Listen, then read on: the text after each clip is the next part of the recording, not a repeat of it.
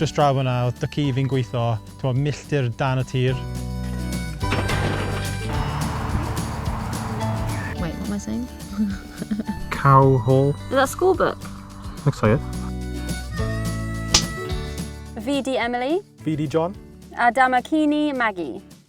Wnaethon ni benderfynu gwerthu popeth gan gynnwys ein tŷ a prynu hen safle carafanau ar darn o dir yng Ngorllewin Cymru.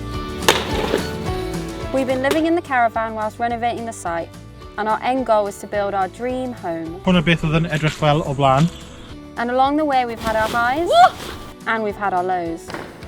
Felly dilynwch ni dros y flwyddyn nesaf wrth i ni Adeiladu'r Freuddwyd. Hyd yn hyn, chi wedi clywed am hanes ni fel cwpl a sut ni'n fforddio Adeiladu'r Freuddwyd. But now let's take a leap further back in time.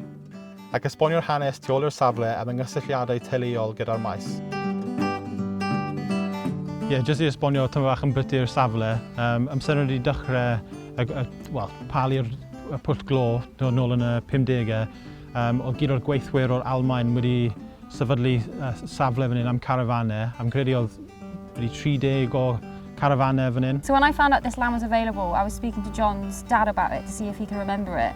And he straight away started to tell us the history, and we also found a really old map and illustration online which kind of showed us a little bit more information about it.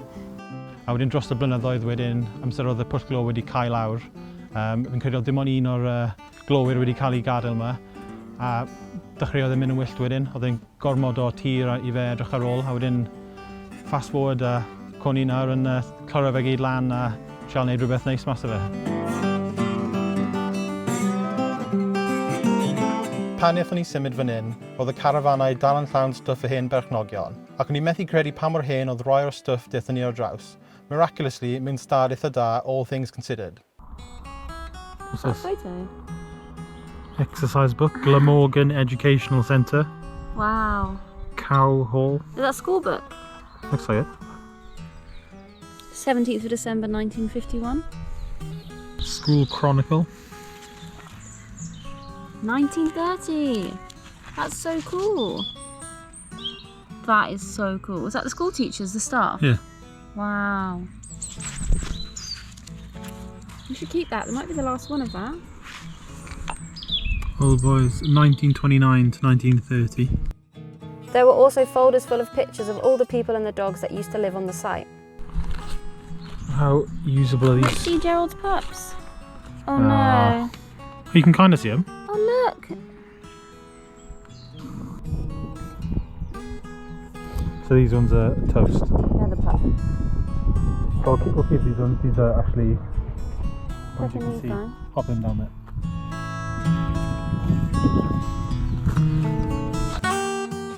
Ond nid jyst lluniau o bobl wnaethon ni ffindo, oedd lot o lluniau o'r maes carafanau. Felly amser i gael Maggie a hanesydd mewn i edrych dros nhw gyda ni. Maggie, yeah. Come on. Good girl. Sit. Sit. Good girl. Stay. So that's that caravan just outside. Yeah, that middle one. It looks so clean and new. Probably cost them a fortune as well. That's crazy, isn't it? Literally. I think that's the biggest difference from what it is to now. So that's where the park is. And that's the coal mine. This is one of my favourite pictures of what the site used to be like. It's hard to imagine all of this was here. So mae'r llun yn... Fi'n credu oedd rhywun wedi cymryd y llun yn o awyren. So mae fe'n kind of aerial view yn edrych nôl o'r gwaith glo. A ti wedi gweld safle carafan ni yn y top left fyna yn y llun. Bod y tir wedi newid tipyn, ni wastad yn cael ein atgoffa o'r hanes. This is what they call anthracite coal. Gan nad yw glo yn siep, ond i ddim eisiau gwastraffu e. Felly wnaethon ni adeiladu bocs mas o'r pren oedd ar ôl o'r safle, mwyn cadw'r glo mewn un lle. Ni'n bwriadu defnyddio'r glo i gynhesu ein tŷ yn y dyfodol.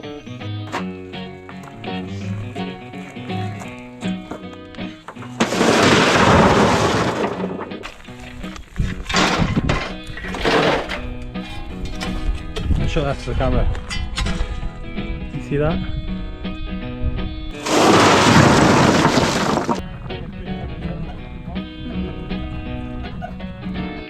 Oedd eitha lot o fe fyd, probably worth byti 1,000 o bunnau. So oedd gyd o'r teulu fi wedi dod o'r ardal hyn, sef Cwm Gwendraeth. Mae'r dou dycu dy fi gyda bach o hanes rhwng fan hyn. Mae dycu ar ochr dad. Oedd e'n gwneud busnes ble oedd e'n mynd rownd yn fan gyda bwyd a nwyddau i gyd o'r Cwm Gwendraeth. A oedd fe a brodyr yn actually delifro bwyd i'r safle fan hyn amser oedd y gweithwyr o'r Almaen yn byw yma. This is my favourite one of your granddad. Ie, llun hyn. So beth oedd pawb rhywun yn cofio Graham neu dat i fi. James the Fruit oedd y nickname. Mae hwn i fe yn aros yn cefn fan, y hen Bedford fan oedd yn mynd rownd y Cwm Gwendraeth. Gyda gyd o'r nwyddau pethau yn y cefn. Paceni o lotion a biscuits a veg a popeth fel la. So, hwn oedd pawb yn cofio amdano fe. When Graham passed away, in all the local Facebook groups, everyone was sharing all their memories of the food truck coming around to all the villages, and it was just so nice because people were saying they would save, Graham would save them their favourite sweets, or they would sneak a ride on the back of his van. Ie, oedd siwr mynd o straeon o pawb yn gweud am beth i'r amser o gyd o'r plant ar ôl ysgol lawr yn Pondiet ble o'n yn byw. Mae popeth ar tyle, mae'n steep climb bob man. A os oedd e'n mynd hibo yn y fan, oedd e'n wastad yn tynnu draw ar gyd o'r plant yn jumpo ar y back step o'r fan a cael free lifts lan y lawr y Cwm Gwendraeth. So dy ci fi ar ochr mam, oedd e'n gweithio yn y pwll glo fan hyn, just yn gros y heol o'r safle.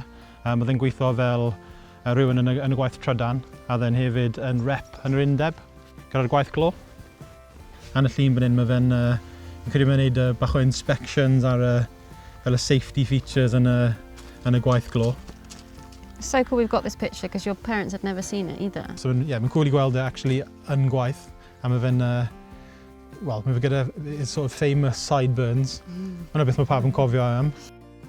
Mae'n crazy nawr I gweld bod dim byd really ar ôl, so lan yn y car fyna, ti'n gweld pollen yn stico mas.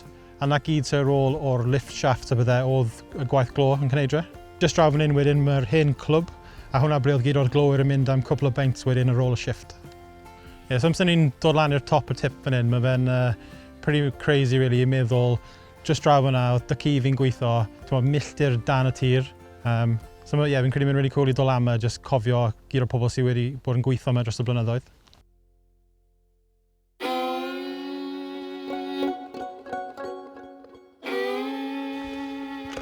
A dath mam a dad lan ar, miners lamp tags fi'n galw nhw, o dy ci fi. So mae bocs y llawn dy fi, o gyd o'r tags, o gyd o'r gweithiau glo, dros gyd o Cymru, really. Mae rif dy ci fyna, Islwyn Rossa 204. So, beth yw'r y lamp tags fi'n galw. Amser chi'n mynd mewn I gwaith yn y bore, o'ch chi'n mynd ar y tag oedd gyda rif chi arno fe. Chi'n hongen e lan ar y wal, a wedyn oedd y boi'n rhoi lamp ti'n mynd dan ddear wedyn. Yeah, so these are all the Cynnig ones.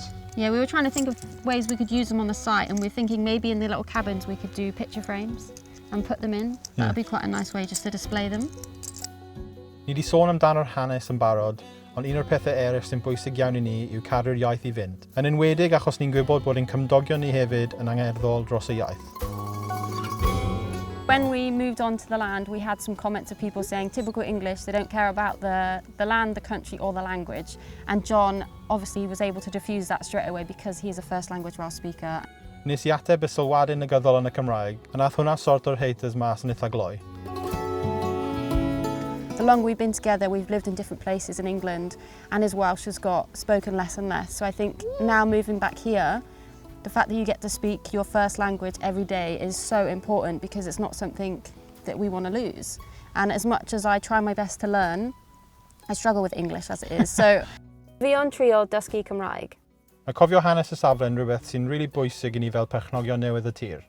So our plan is to build 3 cabins on the site, inspired by the history of the land, that will eventually be cabins for people to stay in, and not forgetting that one of them will be our dream home. Ond cyn mynd ati, mae tipyn o waith I wneud I gael y tir yn barod.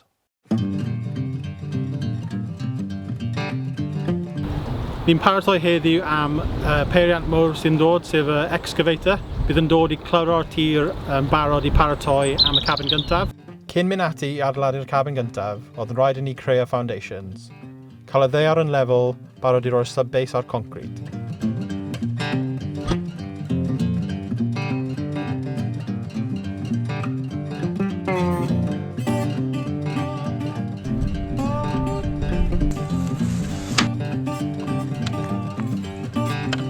The only issue you've got is the first couple of metres beer looks a bit dirty.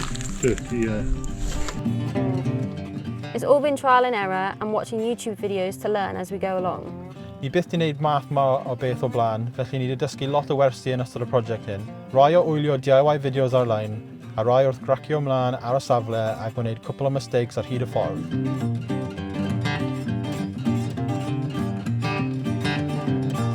We were really excited about today and a bit overwhelmed just because it's something we haven't done before, and there's only so many YouTube videos you can watch to get an idea of what we're about to do, and I think we were just so worried that we wouldn't be able to get the bases level. So yeah, Jon is doing amazing and I'm just so proud of him because he was so stressed this morning that he couldn't even eat breakfast. Morning! So it's another day working on the base.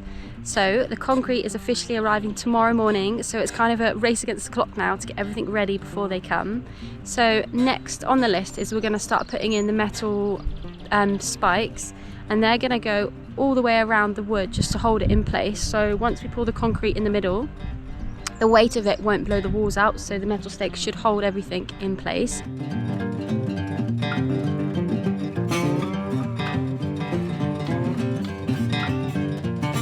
Ond serch ymdrechion ni, oherwydd y tywydd twym nath sawl crac ymddangos, rhywbeth gaethon ni rybydd amdano, another lesson learned. Ond 7 diwrnod wedyn, oedd yn amser gweld os oedd wedi gweithio. I'm going to take the camera off Em. She can give you the grand reveal. I haven't actually walked on it yet, this is my first time.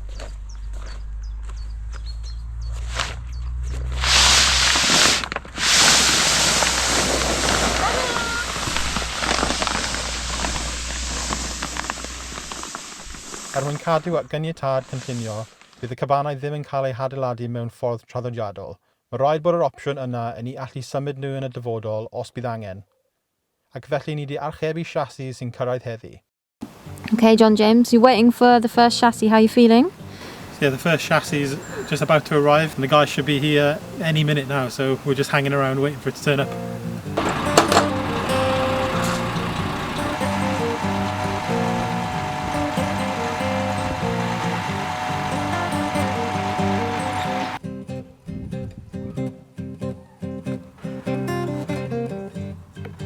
So the chassis is a lot bigger than I thought it would be. Yeah, so hwn yw'r chassis ni'n mynd i fod yn adeiladu'r cabin arno. Mae fe'n 8 metr by 3 metr yn gros.